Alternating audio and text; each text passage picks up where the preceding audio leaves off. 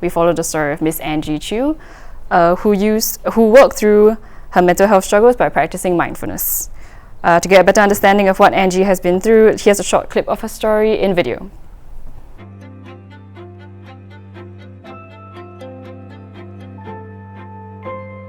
Through mindfulness, I had the awareness of what were the self-defeating thoughts as well as the disempowering thoughts that was causing me to sink into a place that was very dark and very deep. And I was then able to manage my thoughts and understood the emotions that were associated with those thoughts. So once I was able to switch out of the thoughts, then I was able to take myself out of depression.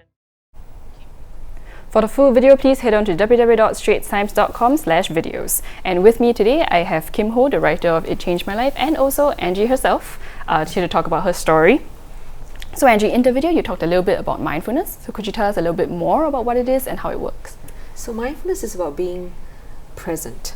It's having the awareness of what we're saying when we're saying it, what we're doing when we're doing it. Because a lot of times you find people saying that, oh, I wish I didn't say that. Or I wish I've said something else. Or when they're listening to someone speaking, they're thinking about something in their mind or having their own commentary and judging the whole situation. So mindfulness is about being present in a non-judgmental way. I see. So Kim Hoh, how did you find talking to Angie and listening to her story? I think maybe I should preface this a little bit. I mean, I actually got to know Angie like more than a decade ago. Wow. But at that point in time, your life was pretty okay, right? I mean, so I think recently, she called me up, and I mean, we lost touch for several years. She called me up and said, hey, Kim Hoh, I may have an interesting candidate for, your series. And it was actually a government scholar who has decided to give up, high-flying career to go into VWO work. I mean, non-profit work.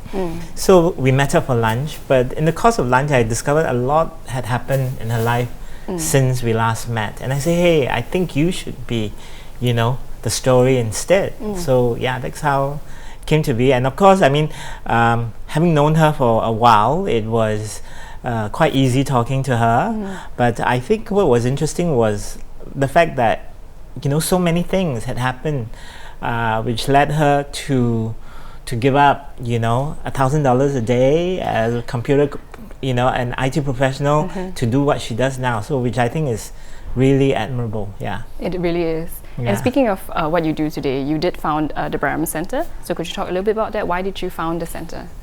Yeah, so after my mother passed away in 2011, I thought, could I turn the pain that I went through into something positive and fill a gap that I felt was in the community? Because when I was going through the experience of supporting my mom and not being aware of what dementia was and how to care for her, I realized that there was a big gap.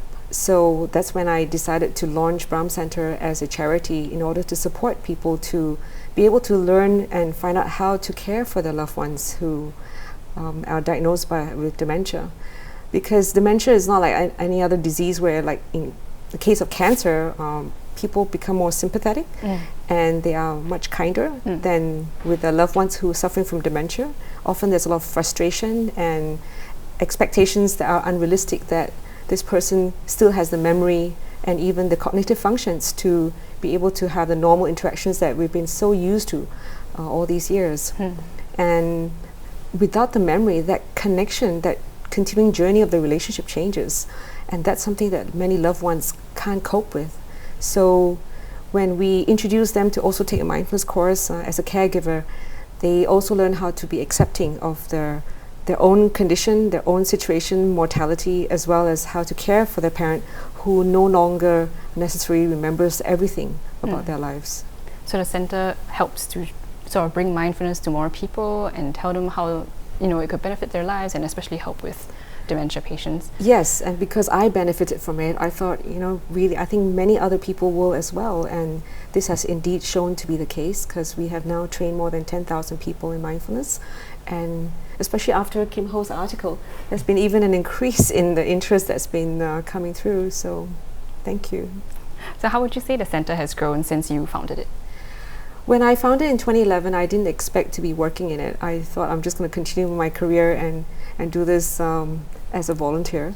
But I saw that it was time for me to reconsider my situation after especially meeting the lady who passed away. It's like, what would I really regret not doing if I was told, hey, you only got 2 years left to live?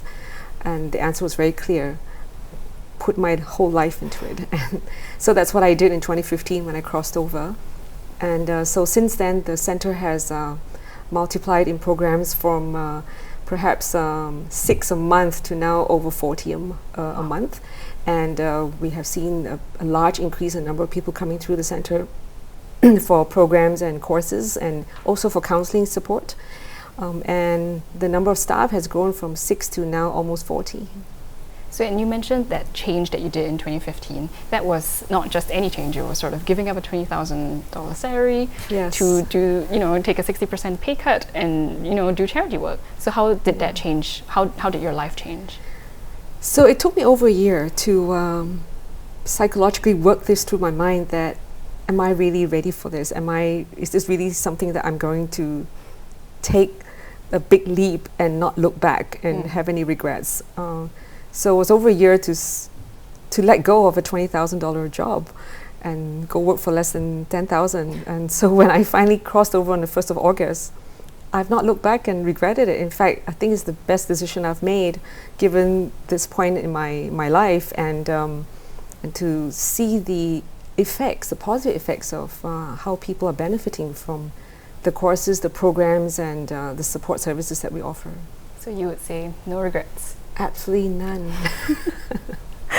Kim Hoh, you've written a lot of human interest stories and a lot of stories like this. So what's different?